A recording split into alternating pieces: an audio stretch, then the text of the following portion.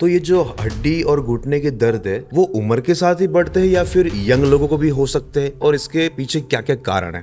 Usually तो उम्र के साथ ही बढ़ते थे। अंडे सेहत के लिए कितने हेल्दी है? और मेन चीज तो ये काफी लोगों को क्वेश्चन होगा, अंडे वेज है या नॉन वेज है? तो वैसे अंडे में कोई कोई जीव नहीं है, उसमें कोई बच्चा नहीं है, तो उसको क्यों नॉन वेज में गिना जाए और उसको खाने में क्या दिक्कत है? घुटने खराब होने के काफी सारे स्टेजेस भी होते हैं, तो हम उसको ट्रीट कैसे कर सकते हैं? जैसे कि आप स्टेज 1 में हो, तो स्टेज 1 में क्या रहता है कि आपका जो कार्टिलेज है वो सिर्फ आपका कार्टिलेज सॉफ्ट हुआ है। रोबोटिक्स भी सर्जरी हो रही है, रोबोटिक सर्जरी, तो उसकी क्या क्या बेनिफिट है, उसकी क्या प्रोसेस है? तो रोबोटिक सर्जरीज के द्वारा जब डॉक्टर सर्जरीज करता है तो एरर्स निकल जाते हैं। तो हिप रिप्लेसमेंट कितना सक्सेसफुल है? तो यूजुअली कोई दिक्कत नहीं आती है। जब हिप रिप्लेसमेंट्स होता है तो कोई भी तरीके का काम, हैवी से हैवी ऑब्जेक्ट्स, कुछ भी कर सकता है। कौशिक जी, देखा जाए तो अब तक आपके साथ कितने सारे पेशेंट जुड़ चुके होंगे? Hi guys, voice of viewers के अनदर एपिसोड में आप सबका स्वागत है। मैं हूं आपका होस्ट ऋत्विक नागला, और आज के जो अपने गेस्ट है उनका नाम है डॉक्टर कौशिक पटेल, जो एक ऑर्थोपेडिक डॉक्टर है, और वो इंडिया के पहले से यंगेस्ट डॉक्टर है जो रोबोटिक सर्जन है। उन्होंने 5 से 6 हज़ार सक्सेसफुल सर्जरीज की है। तो उनसे हम जानेंगे कि आजकल की यंग जनरेशन में जो जॉइंट्स की प्रॉब्लम आ रही है, नी की प्रॉब्लम आ रही है, हिप्स की प्रॉब्लम आ रही है, उनके पीछे कौन से कारण जवाबदार है, और ऐसी कई सारी बातें। तो without wasting any time, let's get started. Doctor Kaushik Patel, कैसे हो आप? बस I am very fine, I am very good, और चल रहा है लाइफ, बढ़िया चल रही है। सही है फिर तो। आप यहाँ आने वाले थे तो मैंने थोड़ी आपके बारे में जानकारी लेने की कोशिश की, थोड़ी रिसर्च की आपके आपके बारे में, तो मुझे ये जानकारी मिली कि आप इंडिया के ऐसे पहले डॉक्टर हो जिन्हें कम उम्र में रोबोटिक सर्जरी मतलब स्टार्ट कर देते। इसके पीछे क्या राज है, क्या मोटिवेशन है? एक्चुअली मेरा पहले से एक मोटो था कि एज एन ऑर्थोपेडिक मैं जॉइंट रिप्लेसमेंट सर्जन्स बनूं। हम्म। तो जब मैंने प्रैक्टिस शुरू करी थी अराउंड 10 years बैक, जब हमने प्रैक्टिस शुरू करी थी तो हमारा ज़्यादातर फोकस रिप्लेसमेंट सर्जरीज में रहता था, और उसमें हमने काफ़ी हद तक अचीवमेंट्स भी ले लिए। ओके। और जैसे जैसे हम अचीव करते गए, और आपने सुना होगा कि कोई भी चीज़ आप करो तो आप अच्छे से करो। कोई भी टेक्नोलॉजी उसके पीछे जो आती है वो अच्छे के लिए आती है। जैसे आप खेती बाड़ी वगैरह देखते हो तो पहले आप बैलगाड़ी से खेती करते हुए देखते थे, यस। लेकिन जैसे जैसे ट्रैक्टर्स आने शुरू हुए, लोगों ने ट्रैक्टर्स को यूज़ करना शुरू किया और खेती को प्रोग्रेस किया, मीन्स फार्मिंग को प्रोग्रेस किया, अपग्रेड किया। अपग्रेड्स किया, और ज़्यादा कम टाइम में ज़्यादा ग्रोथ आई फार्मर्स के लिए। तो और उससे उसके लिए बेनिफिशियल्स कौन हुए? फार्मर्स हुए अल्टीमेटली, उनके इनकम्स वगैरह के लिए। तो वैसे ही जॉइंट रिप्लेसमेंट में सेम थिंग है। जैसे कि हमने जॉइंट रिप्लेसमेंट करना शुरू किया और उसमें काफ़ी हद तक हमने अचीव किया, लोगों को अच्छे रिजल्ट्स देने शुरू किए। Then comes robotics. रोबोटिक्स एक नई टेक्नोलॉजी आई है जिससे हमें लगा कि हमें उसको यूज़ करके पेशेंट्स को अच्छे रिजल्ट्स देने के लिए हमें उसको परचेस करना चाहिए। और हम उस स्टेज पे आ चुके थे कि हम उसको परचेस कर सके। और एक रोबोटिक सर्जरीज ऐसी चीज़ है कि मशीन्स जो है वो काफ़ी महंगा आता है। I mean it's okay. Very costly. मैं इट्स बताऊंगा नहीं कितना कॉस्टली आता है, लेकिन इट्स वेरी कॉस्टली। और उसको परचेस करना इतना इजी नहीं है, लेकिन हम उस लेवल तक पहुंच चुके थे कि मैं उसको अफोर्ड कर सकूं और ओके। लोगों को उसकी बेनिफिट्स, उसका जो यूज़ है वो लोगों तक पहुंचा सकूं। ओके। सो कौशिक जी, आप एक ऑर्थोपेडिक डॉक्टर हो। एज एन ऑर्थोपेडिक डॉक्टर मैं आपसे ये पूछना चाहता हूँ कि हम अपनी हड्डियों की सेहत के लिए, हड्डियों को मजबूत रखने के लिए क्या क्या ऐसा रूटीन है जो हमें रेगुलर लाइफ में फॉलो करना चाहिए? हड्डियों को मजबूत, अगर आप ये चाहते हो कि मैं 60 या 50 के एज में हड्डियों को मजबूत कर लूँ, तो इट्स वेरी डिफ़िकल्ट। आपको आपने सुना होगा कि आपने कम उम्र में आपकी पेरेंट्स आपको फोर्स करते कि हेल्दी रहने के लिए अच्छा खाना खाइए। जैसे घर का खाना सबसे बेस्ट खाना होता है। ज़्यादातर हमें अवॉइड करना चाहिए कि हम बाहर का खाना कम से कम खाएं। Junk food. जंक फूड से या बाहर का कोई भी खाना, because it's not healthy. Okay. और ज़्यादातर आप देखते हो, पहले तो हम सैटरडे संडे ही ज़्यादा भीड़ भाड़ होटलों से में देखे जाते थे, लेकिन आजकल देखते हैं कि डेली रूटीन हो गया है, खाने पीने की चीज़ें भरी हुई रहती है, मीन्स वेरी ट्रैफिक रहती है यस वहाँ पे। यस। तो अब रूटीन डेज में भी लोग खाने शुरू कर दिए, तो इट्स नॉट गुड। तो हमें ध्यान रखना है कि हम अच्छा हेल्दी फूड खाएं, बैलेंस डाइट खाएं। बैलेंस मीन्स आपके जो न्यूट्रिशन है वो बैलेंस होने चाहिए। कार्बोहाइड्रेट्स, प्रोटीन्स एंड फैट्स, ये तीनों जो है हमें बैलेंस लेना चाहिए, बैलेंस में उसका डाइट में होना चाहिए। तो अगर आप बैलेंस डाइट लोगे तो आप अच्छे से हेल्दी रहोगे और आपके बोन्स, मसल्स सब हेल्दी रहेंगे। और प्लस सिर्फ डाइट से ही आपका काम नहीं होगा, आपको डेली वॉकिंग, चाहे वॉकिंग ना करो या योगा करो, कुछ तो एक्टिविटीज़ आपको करनी होगी। अगर आपको जिम जाना है तो जिम जाइए, वहाँ पे ट्रेडमिल पे चलिए। नहीं जाना है तो आप वॉक करिए। कुछ एक्टिविटीज़ आपको करनी होगी। आप घर पे बैठे रहोगे और आप हेल्दी रहोगे, इट्स नॉट पॉसिबल। यस। आपने जैसे अभी डाइट की बात की, तो जनरल जो नॉर्मल पब्लिक रहती है उनको इस चीज़ का इतना कुछ आइडिया नहीं है कि क्या डाइट लेनी चाहिए, कौन सी चीज़ कितनी मात्रा में लेनी चाहिए। तो एकदम छोटी इन्फॉर्मेशन में आप उनको कुछ बताना चाहोगे कि ये चीज़ें ये ऐड करो अपने डेली फूड में, या वो चीज़ें मतलब क्या हो सकती है? जैसे कि मैंने आपको कहा कि बैलेंस डाइट होनी चाहिए। हम्म। बैलेंस डाइट सबसे अच्छा फूड अगर देखा जाए जो सालों से खाया जाता है, वो दाल चावल दाल चावल। सबसे बेस्ट। और मैं तो ये सबके लिए तो नहीं कहूँगा कि आप काजू और किशमिश या बादाम खाइए, बिकॉज सबके लिए अफोर्डेबिलिटी भी मैटर करती है। अब जहाँ अफोर्डेबिलिटी मैटर करती है वहाँ काजू बादाम वगैरह it's very difficult to have, उनके लिए खाना मुश्किल है। तो सबसे बेस्ट फूड है दाल चावल। इट्स कंप्लीटली बैलेंस डाइट, और प्रोटीन्स भी आ गया, कार्ब्स भी आ गया, और कुछ मात्रा में फैट्स भी आ गया। और आपको अगर ऐड करना है तो you can add paneer in your diet. और ओके। आप अच्छे से दाल चावल खाइए और रोटी सब्जी खाइए, it's more than enough. Okay. और कैल्शियम रिच फूड में आप दूध पीजिए, पनीर खाइए। अगर आपके पास मनी है, आप खा सकते हो, तो थोड़े ड्राई फ्रूट्स खाइए। ओके। तो आप हेल्दी इसी में रह जाओगे और इसी में आप हेल्दी रहोगे। कोई दिक्कत नहीं है, कोई दूसरा कुछ एक्स्ट्रा खाने की चीज़ें ज़रूरत नहीं है इसमें। ओके।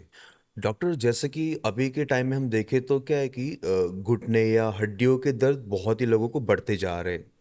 जैसे टाइम बीतता जा रहा है वैसे हड्डी और घुटने के दर्द बढ़ते जा रहे हैं। तो ये जो हड्डी और घुटने के दर्द है, वो उम्र के साथ ही बढ़ते हैं या फिर यंग लोगों को भी हो सकते हैं, और इसके पीछे क्या क्या कारण है? यूजुअली तो उम्र के साथ ही बढ़ते थे। ओके। आपने देखा होगा पहले के लोग जो खेती बाड़ी करते थे वो हमेशा हेल्दी फूड ही खाते थे, घर का खाना। यस। और उनके लिए तो पिज़्ज़ा बर्गर तो था ही नहीं। वो तो आज के डेट पे सब शुरू हुआ ये सब चीज़ें। और जितना भी ये पिज़्ज़ा बर्गर्स वो बनता है, इट्स वेरी, आई मीन देखा जाए तो डुप्लीकेसी ज़्यादा रहती है चीज़ वगैरह में। It's not original. ओके। तो जब आप बढ़ती उम्र में घुटने खराब होना, it's okay, it's a part of life. Okay. जैसे आप बड़े हो रहे हो तो आपके बाल वाइट होते हैं, इट्स पार्ट ऑफ लाइफ। देखना कम हुआ, लेकिन एक एज तक ठीक है। लेकिन आप अगर कहते हो मेरे 30s में, 40s में मेरे घुटने खराब है, तो वो नहीं होना चाहिए। ओके। अगर वो खराब है तो उसके पीछे काफ़ी कारण है, मेनली आपकी डाइट। जंक फूड्स खाने की वजह से और अनहेल्दी फूड्स, अनहेल्दी ऑयल्स खाने की वजह से आप अपना वेट गेन कर रहे हो। जब वेट गेन करोगे तो उसका अननेसेसरी प्रेशर्स कहाँ जाएगा? आपके घुटनों में जाएगा। और sedentary life, sedentary life means बहुत ज़्यादा चलना फिरना नहीं, कहीं जाना नहीं।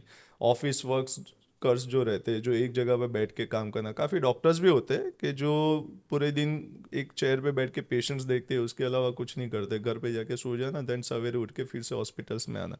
उनके लिए भी ये ज़रूरी है कि डेली वॉक पे जाओ, और योगा करो या वॉक पे जाओ या जिम जाओ, कोई भी एक्टिविटीज़ करो जिससे आपके घुटने हेल्दी रहे। और मेन खाना, खाना अगर अच्छा खाओगे, हेल्दी खाओगे और जंक फूड से बचोगे तो आपका वेट गेन नहीं होगा। और जब वेट गेन नहीं होगा तो आपके घुटने खराब कम होगे, और होगे भी तो लेटर स्टेज में होगे, ओल्ड एज में होगे, यंग एज में तो नहीं होगे। लेकिन आज की डेट में हमें यंग एज में देखने को मिलता है because of this reason. Yes. Weight gain, weight gain के क्या रीजन है? फिर यही अनहेल्दी फूड्स। ओके, जैसे कि आपने अभी फूड की बात की तो मेरे मन में एक क्वेश्चन आ रहा है। अंडे सेहत के लिए कितने हेल्दी है? और मेन चीज़ तो ये काफ़ी लोगों का क्वेश्चन होगा, अंडे वेज है या नॉन वेज है? देखा जाए इट्स ये स्कूल ऑफ थॉट्स दो दो अलग तरीके से होते हैं। जैसे कि वेस्टर्न कंट्रीज में अंडे को वेज में गिना जाता है, लेकिन अपने इंडिया में उसको नॉन वेज में गिनते हैं। अब अंडे सेहत के लिए तो अच्छे हैं, it's complete nutrition food. Okay. लेकिन मैं इसको प्रमोट नहीं करूँगा कि आप अंडे खाइए, क्योंकि मैं खुद नहीं खाता। और ये रिलीजियस बिलीफ में भी आता है कि अंडा खाना चाहिए या नहीं खाना चाहिए। और कई लोग ये भी सोचते हैं कि अंडा किसी को मार के तो नहीं बनाया जाता, तो उसको क्यों नहीं खाया जाए। जैसे कि हम चिकन मटन वगैरह है, किसी को डेथ करके किसी की मार के उसको खाया जाता है या पकाया जाता है। तो वैसे अंडे में कोई कोई जीव नहीं है, उसमें कोई बच्चा नहीं है, तो उसको क्यों नॉन वेज में गिना जाए और उसको खाने में क्या दिक्कत है। लेकिन देखा जाए तो ये कंप्लीट एक प्रोसेस है। जैसे अंडा आता है एक मुर्गी से, यस। मुर्गी जबरदस्ती अंडा देने को मजबूर किया जाता है, ताकि हम अंडा जो खाते हैं उसकी डिमांड पूरी करने के लिए उसको जबरदस्ती अंडा देने पे मजबूर किया जाता है, हॉर्मोन्स के इंजेक्शन दे देकर। तो वो अपने मन से अंडा नहीं दे रही है, we are forcing her to give a eggs. ठीक है, तो एक अननेचुरल चीज़ है। तो जो भी अंडा देता है वो स्ट्रेस की वजह से दे रही है, उसके दिमाग में स्ट्रेस है, मुर्गी के दिमाग में स्ट्रेस होता है, तब वो अंडा देती है। तो एक एक देखा जाए तो कि हम किसी को परेशान करके अंडा खा रहे हैं। और फिर क्या होता है कि जो मुर्गी बनाई गई है, जो मुर्गी रखी गई है, वो सिर्फ अंडा देने के लिए रखी गई है। जैसे ही उसका अंडा देने का प्रोसेस खत्म हुआ, जैसे उसकी उम्र बढ़ गई, अंडा देना बंद कर दी, तो वो जाएगी बूचर खाने में, अल्टीमेटली उसको मार दिया जाएगा। तो एक कंप्लीट प्रोसेस में देखा जाए तो अपने अंडे के लिए किसी एक मुर्गी को परेशान कर रहे हैं या उसकी डेथ का रीज़न हम ही बन रहे हैं। तो मैं तो अवॉइड करता हूँ अंडा खाना, क्योंकि मुझे लगता है कि बिना अंडा खाए भी तुम हेल्दी रह सकते हो, यस। और अंडा खा के आप किसी की मृत्यु का या किसी की डेथ का एक रीज़न बन रहे हो। तो आई शुड अवॉइड एग्स। और मैं किसी को ये भी नहीं कहूँगा कि आप अंडा मत खाइए, जिसको जैसे ठीक लगे वैसा। ठीक लगे वैसा खा सकते हैं। लेकिन अंडे में काफ़ी न्यूट्रिशंस होते हैं, नो डाउट। लेकिन ऐसा ज़रूरी नहीं आप अंडा खाकर ही हेल्दी रह सकते हो। You can be a non veg and be healthy. Okay. जैसे कि आपने बताया कि ये एक प्रोसेस है जो मुर्गी अंडा देती है, तो मुर्गी अंडा देती है तो वो तो मतलब बच्चा बच्चे के लिए दे रही है ना, तो जब हमारे पास वो एग्स पहुंचते हैं तो वो उसमें क्या प्रोसेस होती है कि मतलब उसमें बच्चा नहीं निकल रहा है, वो तो कुछ अलग ही चीज़ नहीं, बन के आ रहा एक्चुअली है। होता क्या है कि ये उसमें बच्चों के लिए वो एग्स नहीं होता है, ये इट्स हार्मोनल इंजेक्शंस दे के एग्स निकाले जाते हैं। ओके। तो it's completely forceful situation for a hen. मुर्गी के लिए एक फोर्सफुल सिचुएशंस क्रिएट किए जाती है, और पूरी उसकी लाइफ देखिए तो एक बंद पिंजरे में रहती है। जैसे मैं आपको बोलूँगा पूरी लाइफ इस रूम में बिताइए, तो इट्स नॉट पॉसिबल, आपके लिए पॉसिबल नहीं है कि आप पूरी लाइफ इस रूम में बिता सकते हो बिना सनलाइट, बिना कुछ। तो एक मुर्गी के लिए यही सेम सिचुएशन से उसको गुजरना पड़ता है। उसको पूरी लाइफ एक पिंजरे में बंद रहना पड़ता है। उसका बस एक ही काम है, चने खाओ या फिर जो भी उसको खाना मिलता है वो खाओ और अंडे दो। और जैसे ये प्रोसेस खत्म हुआ, उसको मार दिया जाता है, एक बुचर खाने में भेज दिया जाता है। ये कंप्लीट प्रोसेस है एक एग इंडस्ट्रीज की। ओके। और आई थिंक इसलिए मैं एग नहीं खाता। ओके। अगर डॉक्टर घुटने की बात करें तो घुटने खराब होने के पीछे क्या क्या कारण है? घुटने खराब होने के कारण मैंने फिर आपको कहा कि वेट गेन, मेन तो वेट गेन की वजह से आपका अननेसेसरी प्रेशर घुटनों में आता है, तो उसके मेन रीजंस तो यही है। और यंग एज में तो क्या रहता है कि हम गाड़ी से गिरना, चढ़ना उतरने से, सीढ़ियाँ चढ़ने उतरने में गिर जाना, गाड़ियों का एक्सीडेंट हो जाना, उसमें भी घुटने खराब होते, लिगामेंट्स टूटते हैं, मेनिस्कस भी टूटते। घुटनों में सिर्फ कार्टिलेज नहीं होता, उसमें काफ़ी चीज़ें होती है, जैसे लिगामेंट्स है, मेनिस्कस है, काफ़ी स्ट्रक्चर्स रहते हैं। कुछ भी डैमेज होने के कारण अपना घुटना डैमेज हो सकता है। तो रीजंस तो काफ़ी है। जैसे आपका मेन रीजंस तो है वेट गेन। वेट गेन का फिर से मेन रीजन है आपका डाइट। और सेकंड रीजन है कि आप एक्सीडेंट होना या कुछ भी तरीके से हमें चोट आना। तो घुटने के मेन कारण तो यही होते हैं। ओके, तो आपने कारण तो बताया, लेकिन घुटने खराब होने के काफी सारे स्टेजेस भी होते हैं, हम्म। तो हम उसको ट्रीट कैसे कर सकते हैं? जैसे कि आप स्टेज वन में हो, तो स्टेज वन में क्या रहता है कि आपका जो कार्टिलेज है वो सिर्फ आपका कार्टिलेज सॉफ्ट हुआ है, ओके। पूरा डैमेज नहीं हुआ है। तो आप उस स्टेज वन में आप इतना कर सकते हैं कि आप प्रॉपर फिजियोथेरेपी करिए एंड वेट जो गेन हुआ है उसको लॉस करिए। ये दो तीन चीज़ें करोगे, और कैल्शियम रिच फूड खाइए, जो आपके डेली रूटीन फूड्स में फूड्स जो आप तक घर का खाना है उसमें मिल जाता है। और ये सब करिएगा तो आपका स्टेज वन निकल जाएगा। मेन तो आपका वेट लॉस करोगे तो स्टेज वन निकल जाएगा, और फिजियोथेरेपी। और स्टेज टू होता है जिसमें कार्टिलेज इरोड होता है, मीन्स आपका जो गद्दी है, घुटनों की गद्दी है, वो थोड़ी ख़राब होती है। तो ओके। उसके रीजंस ढूंढने के लिए हमें फिर रिपोर्ट्स करने पड़ते हैं, जैसे कि एमआरआई है और स्कैनोग्राम। स्कैनोग्राम में हमें एंगल दिखता है कि कितने एंगल से अपना घुटना बैंड हुआ है, जिसको अलाइनमेंट कहते हैं। ओके। तो हमें एक सर्जरीज करनी पड़ती है जिसको कहते हैं एसटीओ, आई टीबियल ऑस्टियोटोमी। वो सर्जरी से हम अलाइनमेंट को इम्प्रूव करके हमारा जो एक्सिस है, वेट बियरिंग एक्सिस, उसको चेंज कर देते हैं ताकि हमारा घुटना जो खराब होना शुरू हुआ है वो स्टेज पे स्टॉप हो जाए और ओके। आगे बढ़ने से रुक जाए फॉर एटलीस्ट 10 to 15 years। तो ये होता है स्टेज 2, जिसको हम कहते हैं मॉडरेट ऑस्टियोआर्थराइटिस, और ये ज़्यादातर एजेस 40-45 के बीच में रहता है। और एक होता है स्टेज 3, जिसमें पूरा घुटना खराब हो जाता है। ये यूजुअली हमें 55 के बाद देखने को मिलता है। ओके। स्टेज 3 में जब पूरा घुटना खराब होता है तो आप वेट रिड्यूस करो या फिर एसटीओ करो, उससे कोई फ़ायदा नहीं मिलता है। हमें अल्टीमेटली सर्जरीज करनी पड़ती है, जिसको कहते हैं टोटल नी रिप्लेसमेंट, घुटना बदलने की सर्जरी। ये करने के बाद आप इजीली पेन को दूर कर सकते हो और आप अच्छे से फिर से अपनी जैसे पहले जैसी लाइफ अच्छे से जी सकते हो। आपने बताया कि पहले जैसे लाइफ जी सकते हो, तो यानी कि मतलब इसका मतलब यही है कि मगर अगर किसी का घुटना पहले जैसा था, फिर कुछ डिफेक्ट या कुछ भी एक्सवाइजेड हुआ, फिर उसने करवाई सर्जरी, तो सर्जरी करवाने के बाद सेम रिजल्ट, मतलब जो पहले सिचुएशन थी वही सिचुएशन उसको मिलेगी, या फिर कुछ चीज़ें नॉर्मल अलग सी मिलेगी उसको? जैसे हमने तो काफ़ी सर्जरीज करी, around 5 to 6 thousand knee replacements हो चुके हैं ओके। और they are living very happy और सब अच्छे से जी रहे, जैसे पहले जीते थे वैसे ही जी रहे। कुछ लोग तो योगा करते हैं, मॉर्निंग वॉक्स में सब कुछ कर रहे हैं। और ये सब मेरे से पूछने से ज़्यादा आप मेरे पेशेंट से सुनोगे तो ज़्यादा बेटर रहेगा, क्योंकि उस स्टेज से वो गुजर चुके हैं। मैं अशोक गोयल, फाउंडर सेवा फाउंडेशन सूरत। आज जो मैं व्यक्तिगत रूप से इस बात का फेवर करता हूँ कि भारत जैसे देश में मिक्स चिकित्सा पद्धति होनी चाहिए। मुझे स्वयं को 7 साल पहले पैरालिसिस हुआ था, जो भी एलोपैथी जितनी व्यवस्था हो सकती हैं उसको करने के उपरांत आज यदि मैं पूर्ण स्वस्थ हूँ तो उसका बहुत बड़ा आधार यह योगा सेंटर है। और जितने भी प्रकार की व्याधियां हैं उसमें इस योगा का बहुत बड़ा प्रावधान रहता है, बहुत बड़ा सम्मिलित रहता है। मैं समझता हूँ कि यदि योगा और ध्यान लोगों के जीवन में आ जाए तो बहुत सी बीमारियां दूर हो सकती हैं। धन्यवाद। मेरा नाम कमल सिंह संचेती। मेरा घुटने का ऑपरेशन 2.5 साल पहले डॉक्टर कौशिक पटेल के द्वारा किया गया था। अभी मेरे घुटने एकदम ठीक है। मेरे को ऐसा लगता है मेरा बचपन वापस लौट आया है। मैं सारे एक्सरसाइज कर सकता हूँ, खाली वज्रासन और उष्ट्रासन में नहीं बैठता हूँ। बाकी प्लाथी मारना, करना, चलना फिरना, चढ़ने उतरने में कोई भी तरह की किसी भी तरह की प्रॉब्लम नहीं है। बहुत बढ़िया इसकी है। इसमें ज़्यादा श्रेय डॉक्टर कौशिक पटेल के साथ में डॉक्टर बिंदेश का भी जाता है, जिन्होंने मेरे को फिजियोथेरेपी से पूरा स्वस्थ और अच्छा किया। उसके लिए धन्यवाद।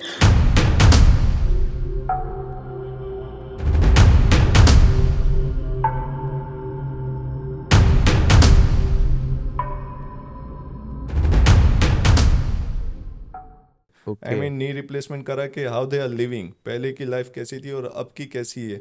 ये पेशेंट आपको, हमारे पेशेंट जो आपको बताएंगे वो ज़्यादा अच्छे से बता पाएंगे, बिकॉज वो लोग इस स्टेज से पास हो चुके हैं। ओके। मैं तो एक सर्जन हूँ, उस स्टेज से पास नहीं हुआ, लेकिन उस स्टेज को मैं देख चुका हूँ। लेकिन जो उस स्टेज को महसूस करा है वो ज़्यादा आपको डिटेल्स में बता पाएंगे। डॉक्टर कौशिक जी, मैंने सुना है कि रोबोटिक्स भी सर्जरी हो रही है, रोबोटिक सर्जरी, तो उसकी क्या क्या बेनिफिट है, उसकी क्या प्रोसेस है? आपने सुना होगा कि जॉइंट रिप्लेसमेंट्स तो काफ़ी होते थे, पहले से होते। यस। तो उसमें एरर्स थोड़े बहुत मिलते थे कि जो पेशेंट्स को सेटिस्फैक्टरी रिजल्ट्स मिलने चाहिए वो मिलते नहीं थे। तो एक माइनर एरर्स जो डॉक्टर्स को आंखों से नहीं दिखता था, ओके। और हम वो एरर्स को माइनस करने के लिए, मीन्स वो निकालने के लिए रोबोटिक सर्जरीज आई है। तो रोबोटिक सर्जरीज के द्वारा जब डॉक्टर सर्जरीज करता है तो एरर्स निकल जाते हैं। आपने सुना होगा कि कोई भी गाड़ी का अलाइनमेंट और बैलेंस करने के लिए अब कंप्यूटराइज हो गया है। यस।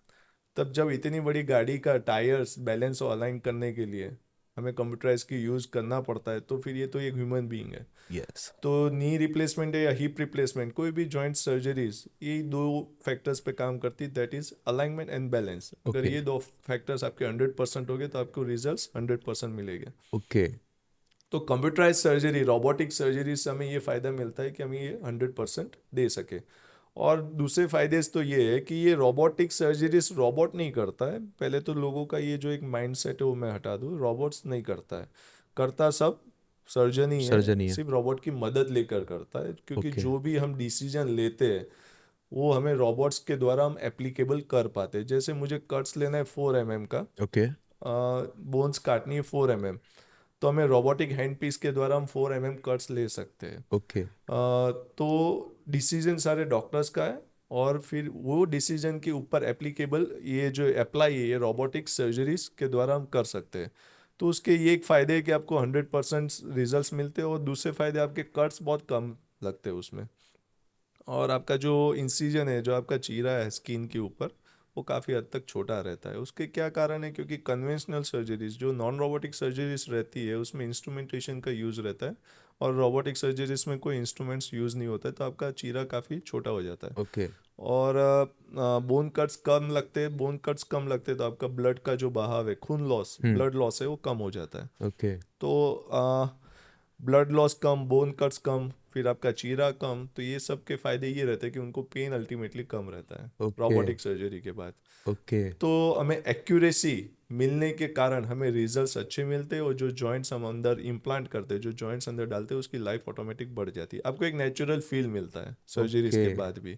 आप चलोगे फिरोगे तो आपको थर्ड पर्सन यही कहेगा कि आप नेचुरल चल रहे हो, आपके अंदर कोई जॉइंट रिप्लेसमेंट नहीं किया हुआ है। अगर आप बताओगे तब जाके उन्हें पता चलेगा, बाकी उसमें नहीं पता चलता है, इतना नेचुरल फील मिलता है। बाय द वे, आपको मतलब ये आइडिया कहाँ से, मतलब आप बचपन से ही ये चीज़ के डॉक्टर बनना चाहते थे, या फिर इसके पीछे क्या राज है, मतलब किसका हाथ इसके पीछे? हाँ, एक्चुअली हाथ तो ठीक है, लेकिन जब हम एमबीबीएस में रहते हैं, जब हमारा अंडर ग्रेजुएट जिसको बोलते हैं, अंडर ग्रेजुएट में ग्रेजुएशन जिसको बोलते हैं, हम जब एमबीबीएस में रहते हैं तब से हमारा माइंड सेट होता है कि हमें क्या करना है। तो हमारी दो फील्ड थी, एक एमडी फिजिशियन और एमएस ऑर्थो। तो जब हमने एमबीबीएस ख़त्म किया और एंट्रेंस वगैरह दिए, तब हमें एमएस ऑर्थो की सीट मिल रही थी। तो मुझे लगा कि मेरा फर्स्ट चॉइस तो एमएस ऑर्थोपेडिक ही था, और उसका एक ही रीज़न है, सर्जरी फील्ड मुझे ज़्यादा पसंद थी। ओके। और उसमें भी ऑर्थोपेडिक सर्जरीज बॉयज़ की फर्स्ट चॉइस तो ज़्यादातर ऑर्थोपेडिक रहती है, बिकॉज हड्डी के साथ खेलना लड़कों को ज़्यादा अच्छा लगता है। जैसे कई लोग को हड्डी तोड़ना पसंद है, वैसे हमें Yes. हड्डी को जोड़ना पसंद है। तो फर्स्ट चॉइस तो ऑर्थोपेडिक थी, तो हमें ऑर्थोपेडिक का चॉइस मिल रहा था, आई मीन सीट्स मिल रही थी, तो मैंने पसंद ऑर्थोपेडिक करी फिर। ओके। कॉलेज का टाइम आपका कैसा रहा है? कॉलेज का टाइम जैसे रहता है, आई मीन मज़े भी की और स्ट्रगल भी रहा। ऐसा नहीं है कि मज़े मीन्स कि आपके कॉलेज लाइफ तो वैसे ही सबकी अच्छे से रहती है, Yes. फ्रेंड्स के साथ खेलना कूदना, आई मीन मज़े करना, एंजॉय करना, घूमना फिरना और पढ़ाई भी करना। लेकिन एमबीबीएस और पीजीस में यूजुअल कॉलेज लाइफ से थोड़ा ज़्यादा डिफ़िकल्ट रहता है, बिकॉज पढ़ना ज़्यादा रहता है इसमें, Okay. और आपको फील्ड के साथ जुड़ा रहना पड़ता है, ताकि क्योंकि अल्टीमेटली आप कोई मशीन को ठीक नहीं करने वाले हो, आप किसी इंसान को ठीक करने वाले हो। तो हमारा ज़्यादा ध्यान फोकस पढ़ाई में रहता है, और पेशेंट्स के साथ हम कैसे डील करें, अगर वो उस बीमारी के साथ आए, कोई भी एक्सवाइजेड बीमारी के साथ आए, तो उसको हम कैसे डील करें, कैसे ठीक करें, वो ज़्यादा फोकस रहता है कॉलेज लाइफ में, एक मेडिकल फील्ड में। और दूसरी कॉलेज में क्या रहता है, जैसे कोई भी एक्सवाइजेड इंजीनियर्स वगैरह हो गए, पढ़ाई बेचारे वो भी सब करते हैं, लेकिन उसमें एक्सक्यूजेस चल सकता है। कोई भी मशीन ठीक नहीं हुई तो आप कह सकते हो कि भाई मैं दोबारा कर दूंगा, लेकिन डॉक्टरी फील्ड में तो ऐसा नहीं चल सकता। मैं सर्जरी ये नहीं कह सकता मैं दोबारा कर दूंगा, I have to be sure कि मैं फर्स्ट टाइम में ही अच्छे से करूँ। यस। दोबारा कर दूंगा ये डॉक्टरी फील्ड में नहीं आएगा। Yes. बाकी सब फील्ड में आएगा, चाहे भी मशीन रिपेयर करो या XYZ कुछ भी रिपेयर करो, अगर नहीं हुआ है you have a second chance, second क्या थर्ड चांस भी है, लेकिन इसमें no second chance, only one chance. आपके एक ही बार में आपको पूरा इसे ठीक करना होगा, तो हमें उतने हद तक परफेक्ट रहना पड़ता है। उसके लिए हमें पढ़ना पड़ता है। ओके। एक एक एक बाहर की बात करता हूँ मैं आपसे। नॉर्मली देखा जाए तो हर किसी की फैमिली में कोई ना कोई डॉक्टर रहता है, किसी भी चीज़ का गिन लो। तो वैसे हमारी फैमिली में भी एक डॉक्टर है। तो कई बार सब एक साथ इकट्ठे बैठे हो कहीं गांव में या फिर कोई फंक्शन में, शादी में, कहीं भी, तो सुनाते, देख उसका बेटा डॉक्टर बन गया, तू क्या करेगा? तो आपको इस चीज़ को लेकर कितना प्राउड फील होता है? प्राउड इनिशियल स्टेज में फादर को होता था कि मेरा बेटा डॉक्टर बन रहा है, मेरा डॉक्टर बन रहा है, लेकिन जब डॉक्टर बन जाता है, रियल स्ट्रगलिंग तो डॉक्टर बनने के बाद है, उसको सेट होना। ओके। एक्चुअली हमारा फैमिली बिजनेस तो रियल एस्टेट का है, तो एक रियल एस्टेट का बिजनेस हमारा ऑलरेडी था और मैं उससे हटकर एक डॉक्टर बना हूँ। तो ओके। डॉक्टर बना हूँ तो मेरे पास बैकग्राउंड कोई डॉक्टरी का नहीं था, तो I to be in that, I mean मैं उस फील्ड में गया हूँ जहाँ पे मेरा कोई पास्ट नहीं है, कोई बैकग्राउंड नहीं है। तो जब डॉक्टर बनने के बाद आप हॉस्पिटल्स बनाते हो तो थोड़ा स्ट्रगलिंग फेज होता है, 2-3 साल आपको लगता है लोग आपको जाने, लोग आपके बारे में सुने, लोग आपका काम देखे, तब जाके आपके पास पेशेंट्स आने शुरू हो गए।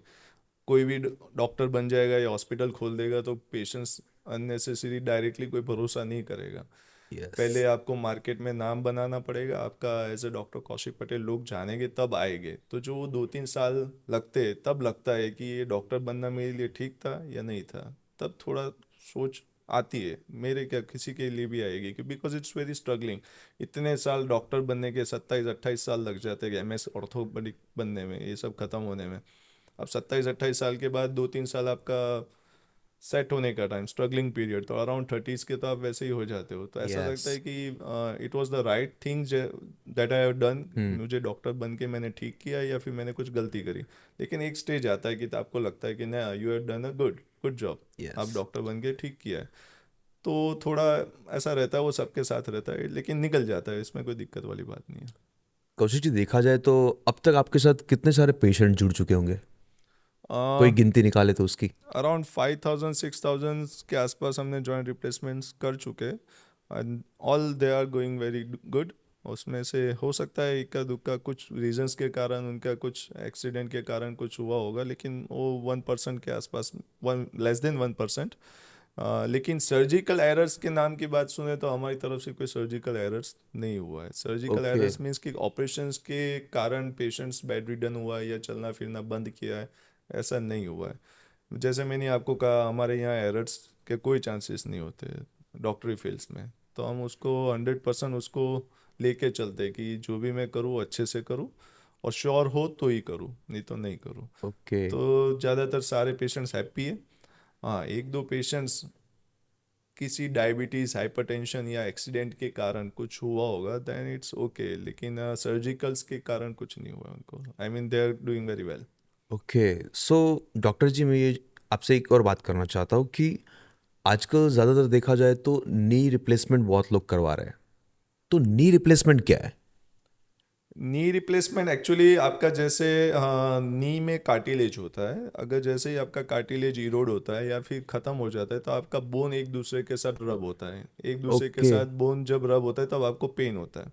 ओके। तो जब आपका बोन्स एक दूसरे के साथ इरोड होने के कारण पेन होता है, तब हमें उसको रिप्लेस करना पड़ता है। रिप्लेस क्या करना है, तो खराब पार्ट जो है आपका हड्डी का, वो निकाल कर हम आर्टिफिशियल जॉइंट्स उसमें डालते हैं। ओके। जॉइंट्स आर्टिफिशियल डालते हैं और बीच में एक प्लास्टिक डालते हैं, ताकि जो भी मूवमेंट्स हो और वो जॉइंट्स के बीच में हो, ना कि बोन्स के बीच में हो। तो जैसे ही वो जॉइंट्स अपना बोन्स की जगह ले लेगा तो फिर पेन आपका चला जाता है। और सिर्फ हम रिप्लेस नहीं करते, उसको कम्प्लीटली बैलेंस भी करते हो और उसको अच्छे से अलाइन भी करते हैं। तो ये दो चीज़ जॉइंट रिप्लेसमेंट में खास रहती है, नी रिप्लेसमेंट में, अलाइनमेंट एंड बैलेंस। अगर वो आप 100% अचीव कर लो तो आपकी सर्जरी 100% ओके होगी और अच्छा आउटकम मिलेगा उसका। नी रिप्लेसमेंट के बाद पेशेंट क्या क्या कर सकता है? नी रिप्लेसमेंट के बाद अगेन वो सब कुछ कर सकता है, इवन योगा कर सकता है, चल फिर सकता है, आलती पालती सब कर सकता है।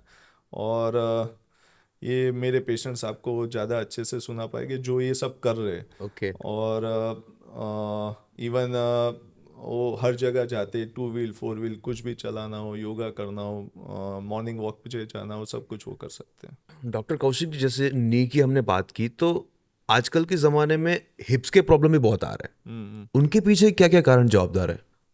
हिप्स के प्रॉब्लम, एक्चुअली हिप प्रॉब्लम ज़्यादातर हमें कोरोना के बाद देखने को मिले, पहले भी थे लेकिन कोरोना के बाद हमें ज़्यादा देखने को मिले। उसका एक ही रीज़न है, कोरोना की एक ही ड्रग्स थी, life saving drugs, that was steroid. Steroid. हाँ, जैसे ही पेशेंट आईसीयू में गया तो उसकी कोई कोरोना की कोई खास मेडिसिन नहीं थी। लाइफ सेविंग ड्रग्स मीन्स अगर उसको पेशेंट्स को बचाना है तो स्टीरॉयड्स का यूज़ किया जाता था, और स्टीरॉयड यूज़ के कारण हमारे गोले जो हिप जॉइंट्स है वो खराब हुए, जिसको बोलते एवीएन, एयर वेस्कुलर नेक्रोसिस। आपका हिप जॉइंट्स में खून का बहाव रुक जाता था, इसलिए आपका गोला सिकुड़ जाता था ओके। और सिकुड़ जाता है में। तो गोला खराब उस वजह से भी होते थे, और कोरोना के बाद देखने को ज़्यादातर इसलिए मिले हैं। और ज़्यादातर कारण उसमें एक अल्कोहल भी रहता है। ओके। आपका जो अल्कोहल अगर आप ज़्यादा लोगे तो आपका गोला खराब होता है। अगेन देन सिगरेट है, तम्बाकू है, ये सब खाने से आपकी खून की जो नसें हैं वो सिकुड़ जाती है, और जब खून की नसें सिकुड़ेगी तो आपका खून का बहाव कम होगा। तो खून के बहाव कम होने के रीज़न से आपका गोला खराब होता है। और कई बार हमें कोई कारण मिलता भी नहीं है कि गोला खराब क्यों हुआ, क्योंकि ना ही पेशेंट्स को कोरोना हुआ रहता है, ना ही पेशेंट्स को अल्कोहलिक है। और एक और भी कारण है, सिकल सेल डिजीज, जो एक खून का एक बीमारी है, सिकल सेल डिजीज। उस कारण से भी हमें गोला खराब होता है, मीन्स एवीएन होता है। लेकिन कई बार हमें कोई कारण नहीं मिलता है, ज़्यादातर कोई कारण नहीं मिलने के कारण भी हमारा गोला खराब होता है, और ज़्यादातर एवीएन होता है उसमें। एवीएन, एवीएन के बारे में थोड़ी ज़्यादा डिटेल्स दीजिए ना प्लीज़। एवीएन का फुल फॉर्म है avascular necrosis of hip joint. Means आपका जो हिप जॉइंट्स है उसका जो गोला है उसमें आपका खून का बहाव रुक जाता है। कोई भी चीज़ अपने बॉडी में, बॉडी का कोई भी स्ट्रक्चर जिंदा रखने के लिए उसकी ज़रूरत होती है खून की। खून के द्वारा सारा न्यूट्रिशंस उसके को मिलता है, कोई भी चीज़ को, कोई भी बॉडी ऑर्गन्स को। तो जैसे ही हमारा हिप जॉइंट्स में खून का बहाव रुकेगा तो उसको कम्प्लीटली न्यूट्रिशंस मिलना बंद हो जाएगा। तो जैसे ही वो खून बंद होने के रीज़न से आपका गोला सिकुड़ना शुरू कर देता है, और धीरे धीरे फिर वो ख़राब हो जाता है। उसके भी 3 स्टेजेस है, स्टेज 1, 2 एंड 3। 1 और 2 में ज़्यादातर डॉक्टर्स टैबलेट और दवाइयाँ देते और वेट करने को कहते हैं कि आगे ना बढ़े, उसके लिए दवाइयाँ लीजिए। और एक सर्जरी है जिसको कहते हैं कोर डिकम्प्रेशन। सिर्फ माइनर सर्जरी, कोई बड़ी सर्जरीज नहीं। उसके हिप जॉइंट्स के रीजन्स में मल्टीपल होल्स करते हैं, और उसके भी रिजल्ट्स देखने को मिलते हैं। लेकिन आई मीन कोर डिकम्प्रेशन करने के बाद सक्सेसफुल रिजल्ट्स देखने को मिलते हैं, लेकिन बहुत कम। लेकिन जैसे ही स्टेज 3 में पेशेंट्स जाता है, या लास्ट स्टेज ऑफ 2 में अगर लास्ट में चला गया और 3 में चला गया है, तो फिर हमें टोटल हिप रिप्लेसमेंट्स करने की ज़रूरत पड़ती है। ओके। जिसमें जैसे नी बदला जाता है वैसे हिप हिप जॉइंट्स भी हिप। बदला जाता है। ओके। डॉक्टर, आजकल काफ़ी सारे लोग ऐसे भी है जो खाने से न्यूट्रिशन नहीं ले पा रहे शायद, तो वो मेडिसिन से लेने की ट्राई करते हैं, जैसे कि मल्टीविटामिन्स हो गई, लिम्सी हो गई, या मैनी मोर जो भी आती है। तो वो सारी हमारी हड्डियों पे इफ़ेक्ट करती है। नहीं, एक्चुअली नहीं खा पा रहे उसके क्या रीजंस है? या तो ओल्ड एज है, या फिर कोई साइकेट्रिक प्रॉब्लम है, या फिर उसके कोई इंटेस्टाइनल प्रॉब्लम है जिसको खाना नहीं खा पा रहा है। कोई भी कंडीशंस की वजह से अगर वो खाना नहीं खा पा रहा है, देन उसको विटामिन्स तो लेने पड़ेंगे। तो मल्टीविटामिन्स इंजेक्शंस या टैबलेट्स लेना उसके लिए तो फ़ायदा ही है उसके लिए। और अगर नहीं लेंगे तो उसको विटामिन्स पूरे होगे कैसे? अगर अगर आप खाना अच्छे से खा पा रहे हो, डेली का खाना अच्छे से ले रहे हो, तो उसमें आप विटामिन्स मिल जाते हैं। तब उस कंडीशंस में आपको मल्टीविटामिन्स लेने की ज़रूरत नहीं है, क्योंकि आपके खाने में ऑलरेडी विटामिन्स होते हैं और आपको मिल रहे हैं। तो उस कंडीशंस में ज़रूरत नहीं है मल्टीविटामिन। लेकिन आप ओल्ड एज हो, खाना आप कम खा रहे हो, then you have to take your multivitamins tablet. Okay. लेकिन ज़्यादातर लोग ये मानते हैं कि आजकल की जो हरी सब्जियाँ आती है वो सब सारी इंजेक्शन वाली होती है, उसमें कुछ न्यूट्रिशन है ही नहीं, बस खाने के लिए खाए ऐसा कुछ है। ये बात सही है? एक्चुअली पहले दवाइयाँ का छिड़काव वगैरह बढ़ गया है। उसका एक ही रीज़न से कीड़े मकोड़े जो सब्जियाँ उगाते हैं वो खा जाते हैं, हम्म। तो दवाइयों का छिड़काव बढ़ गया है।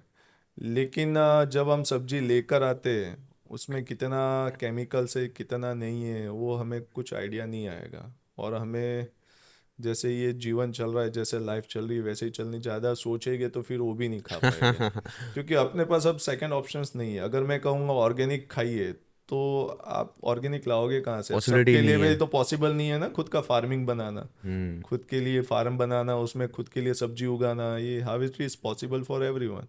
जिनके पास पैसा है वो कर सकते हैं, लेकिन मुझे नहीं लगता वो भी ये सब करते हैं, क्योंकि वो अपने बिजनेस में इतने बिजी रहते हैं। टाइम नहीं मिलता है इस टाइम चीज़ नहीं मिलता है कि मैं एक फार्म बनाऊँ, उसमें फिर सब्जियाँ उगाओ। अब सब्जी तो उगाओ, लेकिन उगाने वाला भी तो चाहिए। का। कौन यस। मिलेगा ये सब करने के लिए? तो जो अपना सब्जी आ रही है उसमें केमिकल्स होते हैं, नो डाउट।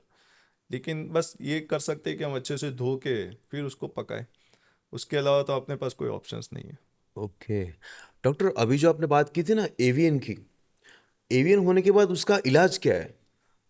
एवियन का जैसे कि मैंने कहा, उसका एक ही इलाज है। एवियन स्टेज 3 में आप चले गए then it is only surgery that we can do total hip replacement. Okay जैसे नी बदला जाता है वैसे ही पूरी तरीके से आपका गोला बदला जाता है, और उसके अच्छे रिजल्ट से आप चलना फिरना सब कुछ उसमें आप कर सकते हो पहले की जैसे ही, तो उसमें कोई दिक्कत नहीं आती है। आजकल के जो बड़ी उम्र के लोग हैं वो तो अभी कुछ काम कर नहीं रहे, घर पे बैठना नॉर्मल वही रूटीन हो चुका है उन लोगों का।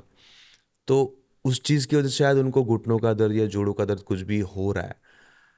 अगर वो कोई सर्जरी करवाना नहीं चाहते तो दूसरी वो चीज़ क्या मतलब ट्रांसफॉर्म कर सकते हैं उसकी डेली रूटीन में, कि उसका वो थोड़ा जो कमज़ोर हो चुकी है लेग वगैरह कुछ भी वो थोड़ा बेहतर बन सके। पहले तो बड़ी उम्र के और घुटना पूरा ही खराब हो चुका है और वो सर्जरी नहीं कराना चाहते, तो फिर इट्स वेरी डिफ़िकल्ट कि फिर से उनको खड़ा करा जाए। ओके क्योंकि अगर आप लास्ट स्टेज में आ चुके हो और आप कहते हो कि नहीं मुझे सर्जरी नहीं करानी है, देन आप धीरे धीरे बेड रिडन हो जाओगे। मीन्स आप बेड से फिर खड़ा होना आपके लिए मुश्किल हो जाएगा। डेली रूटीन एक्टिविटीज से जो आपकी वॉशरूम जाना, खाने के लिए उठना, ये भी आपके लिए डिफ़िकल्ट हो जाएगा। यस तो कई बार पेशेंट्स बच्चों के या किसी की सुनते नहीं है, वो कहते नहीं हमें सर्जरी नहीं करानी है, फिर अल्टीमेटली फिर यही होता है कि वो बेड रिडन हो जाते हैं। हाँ, ये है कि अगर नहीं करा रहे हो देन वी कैन ट्राई कि हम उसको फिजियोथेरेपी वगैरह कराए, कि कसरत वगैरह करे ताकि वो हेल्दी रहे, थोड़े बहुत घुटने उनके अच्छे रहे। ये ट्राई कर सकते हैं, लेकिन अल्टीमेटली अगर आपका नी पूरा ख़राब हुआ है then you have to go for a knee replacement. Okay. Doctor अभी आपने बताया कि आपके साथ 5 से 7 हज़ार पेशेंट जुड़े हुए हैं, तो कोई ऐसे खास पेशेंट की कोई आपको कोई बात याद आ रही हो, कुछ कहना चाहोगे उसके बारे में? वैसे तो पेशेंट्स रहते हैं कि जो काफ़ी प्रॉब्लम्स लेकर आते हैं। एक पेशेंट्स था जो काफ़ी प्रॉब्लमेटिक था, मींस जब हमारे पास आया था तो उनके लिए चलना फिरना काफ़ी मुश्किल था। मींस टॉयलेट बाथरूम जाना भी काफ़ी उनके लिए ना के बराबर था। ओके लेकिन हमने भी सोचा कि एटलीस्ट कुछ नहीं तो ये खड़े हो जाए तो ही काफ़ी चीज़ें, और उनकी एज भी काफ़ी कम थी, 52 समथिंग थी, 52 या 48 के आसपास थी। ओके 50 के आसपास एज थी, 48 टू 50 के आसपास थी। और हमने सोचा कि ये सिर्फ खड़े हो जाए अपना रूटीन करने लगे तो ही बहुत है, क्योंकि उनके लिए खड़ा होना भी बहुत मुश्किल था। लेकिन फिर जब सर्जरीज हो गई और अच्छे से सर्जरी हुई थी नो डाउट, 1 महीने 2 महीने के बाद देखा कि she was doing very well, हमारी एक्सपेक्टेशन से भी ज़्यादा करने लगी हो। ओके और थोड़े समय के बाद देखा तो नवरात्रि में रास गरबा भी लेना शुरू कर दिया क्या बात है। उन्होंने। तो जो एक्सपेक्टेशन थी उससे तो काफ़ी अच्छे रिजल्ट्स मिले और वो देखकर हमें काफ़ी खुशी मिली। तो ऐसे कई पेशेंट्स हैं जिसमें हमें ओल्ड एज के भी पेशेंट्स रहते, तो हमें लगता है कि ये, अब मानो कि 70 की एज में आप क्या एक्सपेक्ट कर सकते हो कि ये चलना फिरना शुरू कर दे, यही काफ़ी है। लेकिन हमें उनको भी देखने को मिला कि she was doing very actively, I mean garba खेलना वगैरह उनने भी शुरू कर दिया था। तो ऐसे ओके कई पेशेंट्स में हमें ये चीज़ें डिफरेंस देखने को मिलता है। ओके। आपके वहाँ अगर कोई सर्जरी के लिए पेशेंट आता है आपके हॉस्पिटल में, तो वो आता है और सर्जरी करवाने के बाद जब घर जाता है तो वो ओवरऑल प्रोसेस है आपके हॉस्पिटल में, वो उसके बारे में थोड़ी डिटेल्स मुझे चाहिए। यूजुअली हम पेशेंट्स को एक दिन पहले एडमिट करते हैं। ओके जैसे आपकी सर्जरीज आफ्टरनून है ओके तो इवनिंग में एडमिट्स करते हैं एक दिन पहले, ताकि उनका कंप्लीट चेकअप हो जाए, और सेकेंड डे हम सर्जरीज में लेते हैं। सर्जरीज के बाद हम यूजुअली प्रीफर करते हैं कि 24 घंटे के बाद, जैसे आज आफ्टरनून सर्जरी हुई तो नेक्स्ट डे आफ्टरनून या इवनिंग में उनको खड़ा करें और उनका चलने का प्रैक्टिस कराएं। और इनिशियल 1-2 डेज में थोड़ा डिफिकल्ट रहता है चलने के लिए, क्योंकि because of surgical pain, surgery की वजह से जो थोड़ा बहुत दर्द रहता है उसके लिए उनको थोड़ा डिफ़िकल्टी महसूस होती है। लेकिन जैसे ही 1-2 दिन निकल जाते हैं देन वो रूटीनली चलना शुरू कर देते हैं, और जैसे ही चलने की फ्रीक्वेंसी बढ़ जाती है देन वी डिस्चार्ज देम कि घर पे जाइए और आराम करिए और फिजियोथेरेपी करिए। और हम उनको एक फिजियोथेरेपी अपॉइंट कर देते हैं ताकि वो घर पे जाए, उनको एक्सरसाइज वगैरह कराए और कम्प्लीटली अच्छे से उनको ट्रेनिंग दे, चलने के तरीका सिखाए, क्योंकि पुराना तरीका तो भूल चुके हैं। ख़राब होने के बाद वो थोड़े उनके चलने का तरीका चेंज हो जाता है, उसको कहते हैं हम वैडलिंग गेट, थोड़ा झुक झुक के चलते हो। तो फिर से उनकी जो यंग एज की जो पैटर्न थी चलने की, वो उनको फिर से हम दिलाने की कोशिश करते हैं। और डाउन द टाइम आप 1 या 2 महीने के बाद देखोगे तो पैटर्न फिर से यंग एज की तरह चेंज हो जाती है, ओके और 1 या 2 महीने के बाद वो कंप्लीट अच्छे से रिकवर हो जाते हैं। ओके। आपने काफ़ी सारे पेशेंट के हिप रिप्लेसमेंट भी किए होंगे, तो हिप रिप्लेसमेंट कितना सक्सेसफुल है? हिप रिप्लेसमेंट्स नी रिप्लेसमेंट की तरह काफ़ी सक्सेसफुल है, और ज़्यादातर हिप रिप्लेसमेंट्स होता है यंग एज में। ओके, एवीएन देखने को मिलता है ज़्यादातर यंग एज यंग में। एज जैसे पे। नी रिप्लेसमेंट ज़्यादातर होता है ओल्ड एज में, वैसे हिप रिप्लेसमेंट ज़्यादातर होता है यंग एज में। और यंग एज में जैसे कि कोई एक्टिव लाइफ, कोई छोटा आदमी या मजदूर है, उसको अर्निंग, और ज़्यादातर मेल पेशेंट्स में देखने को मिलता है। तो कोई भी घर का अर्निंग पर्सन कौन है? एक पुरुष, एक मेल है। यस, अगर उसको एवीएन होगा तो बेड रिडन हो जाएगा, चलने में प्रॉब्लम होगी तो कमाएगा कैसे? वो दिक्कत हो घर को जाएगी। खाना कैसे खिलाएगा? तो यूजुअली कोई दिक्कत नहीं आती है। जब हिप रिप्लेसमेंट्स होता है तो कोई भी तरीके का काम, हैवी से हैवी ऑब्जेक्ट्स, कुछ भी कर सकता है। जैसे एक यंग पेशेंट्स जो काम करता है, वैसे ही वो हिप रिप्लेसमेंट के बाद कर कर सकता है, सकता और है। लोग करते भी है। और उनको कोई उसमें ऐसा नहीं लगता है कि मेरी हिप रिप्लेसमेंट हुई है तो मैं ये नहीं कर पाऊंगा। He is doing every job that he can do और he wants to do. Okay doctor, आजकल की जो यंग जनरेशन है, अ, उनमें क्रेज चल रहा है बॉडी बनाने का, और स्पेशली लेग्स को कट आउट देने का। थोड़ा वो क्या फैसिनेटिंग लगता है उन लोगों को, थोड़ा मतलब शो ऑफ करने की ट्राई करते हैं शॉर्ट्स पहन के। तो जिम में जाके बहुत हैवी वेट्स लगाते हैं अपने लेग पे। क्या वो सही या गलत है अपने हड्डियों के लिए? वेट उठाना, वेट गेन करना, आई मीन लिफ्टिंग करना, इट्स गुड फॉर हेल्थ। अगर आप ये सब करोगे तो आपके मसल्स और बोन्स दोनों स्ट्रांग होंगे। लेकिन यहाँ तक ये चीज़ें नहीं रुक रही है। लोगों देखा देखी में पाउडर्स को लेना, यस, न्यूट्रिशन स्टीरॉयड्स पाउडर। को लेना, यस। ये कुछ ज़्यादा हद तक बढ़ गया है। आप बाहर से तो बहुत फैसिनेटिंग लगोगे, लेकिन अंदर खोखले हो जाओगे। आपके ओके। जो ऑर्गन्स है, किडनी से, वो डैमेज हो जाएगी। ओके। ये स्लो प्रोसेस है। लोगों को लगता है पाउडर पीने से कुछ नहीं होता, कुछ नहीं होता, लेकिन धीरे धीरे आप अपनी किडनीज खराब कर रहे हो। पाउडर पीने से आपके इंटेस्टाइन्स खराब होते हैं, क्योंकि आपको गैस होता है, वो हजम नहीं होता है सारे पाउडर्स। आप जिम जाइए, एक्सरसाइज करिए, प्रोटीन नेचुरल फूड लीजिए। नेचुरल फूड में प्रोटीन्स मिल जाता है जितना हमें चाहिए। और हाँ, अगर आप कोई ओलंपिक्स में वगैरह खेलना चाहते हो, वेट लिफ्टिंग वगैरह करना चाहते हो, और आपको बहुत वेट उठाना है, देन इट्स ओके कि आपको लिफ्टिंग में जाए। लेकिन फिर भी मैं तो अवॉइड ही करने को कहता हूँ, पाउडर वगैरह कुछ नहीं लेना चाहिए। लेकिन वो काफ़ी हद तक खाना खाते हैं और काफ़ी हद तक वेट उठाते हैं। लेकिन नेचुरल वे से होना चाहिए सब चीज़ें, और वैसे भी ओलंपिक्स में सब नेचुरल वे से ही होता है। लेकिन हम जैसे लोग, जिनको कोई ही ओलंपिक्स में नहीं जाना है, कोई खेल कूद में नहीं जाना है, तो हमें सिर्फ अपना हेल्दी रहने के लिए वेट उठाना ठीक है। लेकिन फिर अच्छे दिखने के लिए, बॉडीज दिखने के लिए, मसल्स दिखाने के लिए ये अननेचुरल चीज़ें लेना, पाउडर्स खास करके पीना, इट्स नॉट गुड। वो आपको ओके। अल्टीमेटली बाहर से तो अच्छे दिखोगे, लेकिन अंदर आप खोखले हो जाओगे, किडनीज वगैरह खराब कर देगा वो ओके। भी कम उम्र में। क्योंकि कम उम्र वाले ही ज़्यादातर जिम में जा रहे हैं, बड़ी उम्र वाले तो कम ही जाते हैं। यस। और ओवर वेट उठाना, ओवर एक्सरसाइज करना भी आपको हार्ट प्रॉब्लम्स, अटैक आ जाते हैं। आपने देखा हाँ होगा हाँ हाँ, जिम में वीडियोस अटैक्स देखे। आ रहे हैं। उसका एक ही रीज़न है, आपकी कैपेसिटी से ज़्यादा वजन उठाना। जब आप वजन ज़्यादा उठाते हो तब आपको अटैक्स आ जाते हैं। ओके। तो सब लिमिट में अच्छा लगता है। ओके। काफ़ी वीडियोस मैंने ऐसे भी देखे इंस्टाग्राम रील्स में, लेग प्रेस का जो मशीन आता है ना, लेग प्रेस, वो मार रहे और उसकी हड्डी ऐसे से डायरेक्ट यूं मतलब पूरी उल्टी मुड़ जा रही है। वैसे वीडियोस आपने देखे कहीं? उसके बारे में आप क्या कहना चाहोगे? इट इज़, उसके दो रीजंस है। एक तो वेट, ओवर वेट, ज़्यादा प्लेट्स लगा के लेग प्रेस कर रहे हो। और सेकंड रीज़न है प्रॉपर एक्सरसाइज नहीं कर रहे हो। जब आप टेक्निक से लेग, नहीं। हाँ, लेग प्रेस करते हो तो आपका जब प्रेस करते वक्त जो पोजीशन है, वो नी कंप्लीटली स्ट्रेट नहीं होना चाहिए। अगर आप कंप्लीटली नी स्ट्रेट कर दोगे तो आपका फीमर पे लोड आएगा और फीमर आपकी टूट जाएगी। फीमर पे लोड क्यों आता है? क्योंकि आपका जो फीमर बोन है वो स्ट्रेट नहीं है, वो बोर्ड है, ऐसे टेढ़ा बोन है। तो जो टेढ़ी चीज़ पे कोई प्रेशर आएगा वो ब्रेक हो जाएगी। यस। स्ट्रेट बोन नहीं है femur, it's a curved bone. और अगर जब आप लेग प्रेस कर रहे हो तो जब प्रेसिंग पोजीशन है, जब कंप्लीट प्रेस कर दी है आपने, तब आपको नी पूरा स्ट्रेट नहीं करना चाहिए। अगर कर रहे हो तो आपका नी भी डैमेज होगा, लिगामेंट्स भी क्रैक हो गए, हो सकता है आपका बोन भी डैमेज होगा। और सेकेंड थिंग, वेट ज़्यादा नहीं लगाना चाहिए। तो कम वेट लीजिए और प्रॉपर करिए, तो कोई फ्रैक्चर्स वगैरह कुछ नहीं होता है। ओके। सो नी रिप्लेसमेंट या हिप रिप्लेसमेंट, वो सब करवाने के दौरान और उसके पहले हमें क्या क्या ध्यान रखना चाहिए? पहले तो ध्यान में तो पेशेंस क्या रख पाएगा? आई मीन चलना फिरना है उनके लिए मुश्किल से, बस पहले तो ये ध्यान रखना चाहिए कि वो गिर ना जाए। जिस तरीके से वो चल रहे हैं, आई मीन जिस तरीके से पेन है उनको, तो उसमें वो गिर ना जाए, उसका ध्यान रखना चाहिए। और पहले अगर पेन हो रहा है तो आप दवाइयों पे ज़्यादा डिपेंड मत रहिए।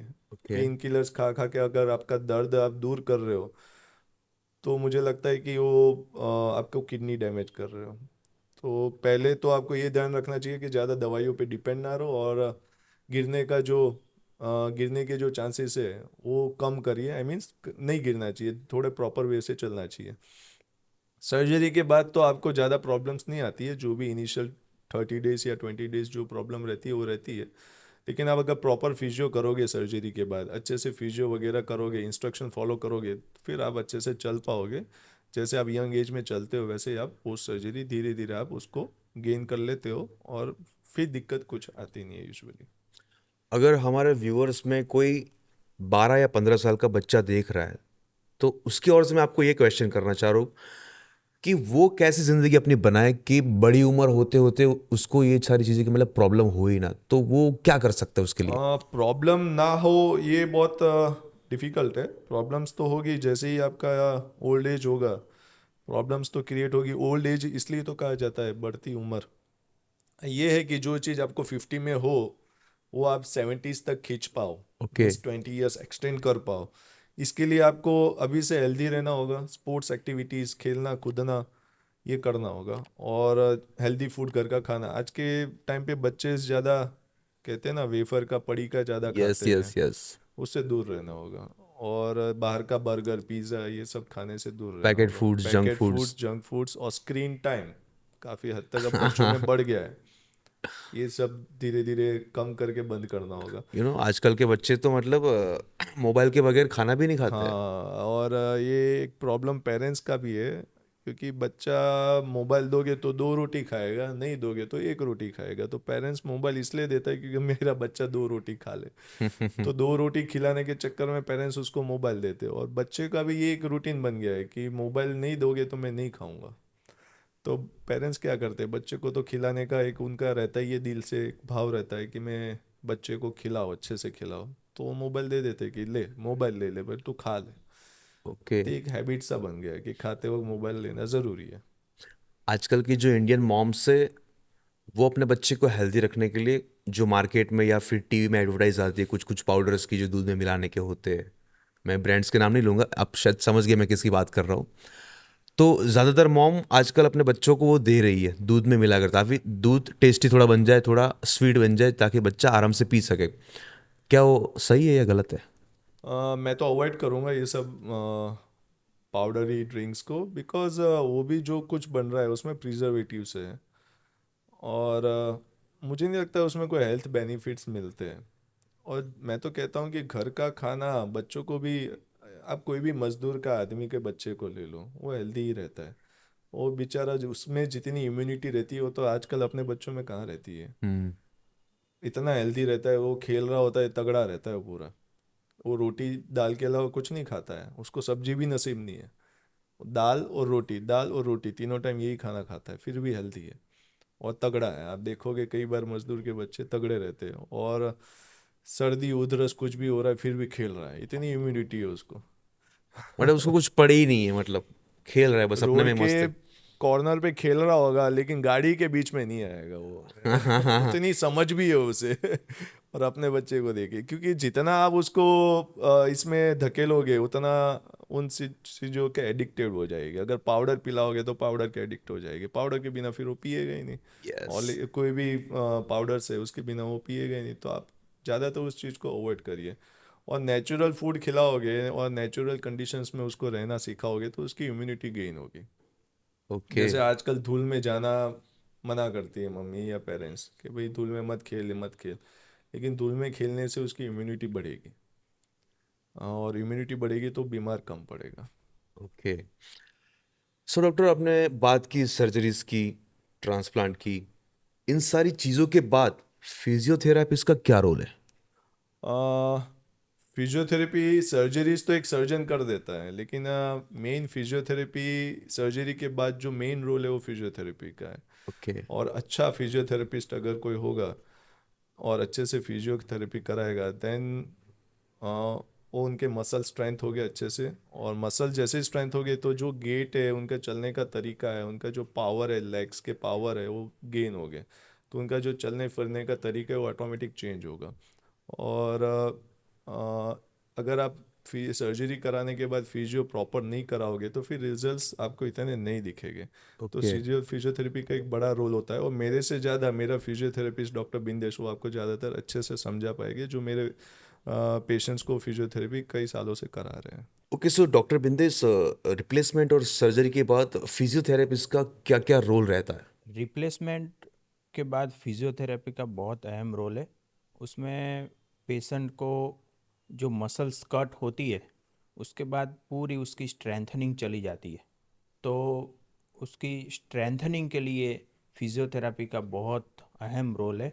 जितनी स्ट्रेंथनिंग और नी मोबिलिटी उसकी ज़्यादा रहेगी उतना उसका डेली लाइफ एक्टिविटी जल्दी से जल्दी कर पाएगा, और आगे भी बहुत चलने उठने बैठने में डेली एक्टिविटीज़ में बहुत हेल्पफुल रहता है। और आपने देखा होगा कि नी रिप्लेसमेंट से पहले फिजियोथेरेपी रिप्लेसमेंट के पहले पेशेंट की गेट पैटर्न जैसे लड़खड़ा के चलना ऐसी चाल होती है। नी रिप्लेसमेंट के बाद वो चाल सीधी करने के लिए फिजियोथेरेपी से गेट ट्रेनिंग दी जाती है, ताकि वो नॉर्मल तरीके से, जैसे नी रिप्लेसमेंट करने के बाद लोगों को पता भी नहीं चलता है, सर ने जैसे बोला कि पेशेंट एकदम नॉर्मल तरीके से चल पाता है सीधा। तो फिजियोथेरेपी का बहुत अहम रोल है। लोग क्या करते हैं, 15 दिन फिजियोथेरेपी करवाए फिर छोड़ देते। फिजियोथेरेपी कम से कम जितना अच्छे से स्ट्रेंथनिंग होगी लंबे टाइम तक उतना उसका अच्छा रहेगा। Okay, thank you doctor. Okay, so ये प्रोसेस है उसकी। Okay, so doctor Kaushik ji, आपसे जो अभी बातें हुई सारी, वो पर्सनली मेरे तो बहुत काम लगेगी, क्योंकि ये सारी चीज़ों से मैं काफ़ी दूर रहने वाला बंदा हूँ। ये इतनी डिटेल वाइज सारी चीज़ें होती है, मुझे आज पता चली। ऑडियंस को भी, इवन काफ़ी लोगों को आज पता चली होगी। तो ऑडियंस के लिए कोई आखिरी मैसेज देना चाहोगे तो क्या होगा? आखिरी मैसेज में तो यही है कि अगर आप अ, घुटने हेल्दी रखना चाहते हो या जॉइंट्स हेल्दी रखना चाहते हो, तो आप प्रॉपर खाना खाइए, एक्सरसाइज करिए, भले ही आप योगा करो, वॉक पे जाओ, कुछ तो एक्टिविटीज़ आपकी होनी चाहिए डेली रूटीन्स में। यस। अगर सिर्फ आप बिजनेस पे ध्यान दोगे और अपने पर्सनल हेल्थ पे ध्यान नहीं दोगे, तो फिर आपका डिटोरेट होता जाओगे। आप आगे बढ़ बढ़ के आपकी जब लाइफ एंड में आएगी, आफ्टर 50 ईयर्स, आप डिटोरेट होते जाओगे। तो आपको ये सब यंग एज से ही करने की शुरुआत करनी होगी। यस। ठीक है, जब आप हमारी तरह जब हम पढ़ने जाते हैं कॉलेज, हमारी जो कॉलेज लाइफ है एमबीबीएस और पीजी की, उसमें ये सब करने का हमें टाइम बहुत कम मिलता है। ये सब कर ही नहीं पाते कि मैं योगा पे जाऊँ, जिम जाऊँ या वॉक पे जाऊँ। तो लेकिन अ, जब आप ये सब स्टेज से गुजर जाते हो और आप बिजनेस में आते हो या फिर डॉक्टर बनते हो, तो आप ये सब करना शुरू करना होगा टू बी हेल्थी। ओके। अगर आप अभी से करोगे तो आप आपका जो ओल्ड एज है, आपका जो 70s और 80s का पीरियड है, वो आप काफ़ी अच्छे से बिता पाओगे। नहीं तो आप ओके। बीमारी लेकर जीवन जियोगे तो उसका कोई मतलब नहीं है। यस। बस यही एक मेरा मैसेज है। Okay, so thank you doctor, हमारे प्लेटफॉर्म पे आने के लिए, वेलकम। काफ़ी सारी इन्फॉर्मेशन शेयर करने के लिए। अगली बार भी कुछ अच्छी खासी इन्फॉर्मेशन हम आपके से लेंगे नेक्स्ट थैंक एपिसोड यू। में। Thank thank you.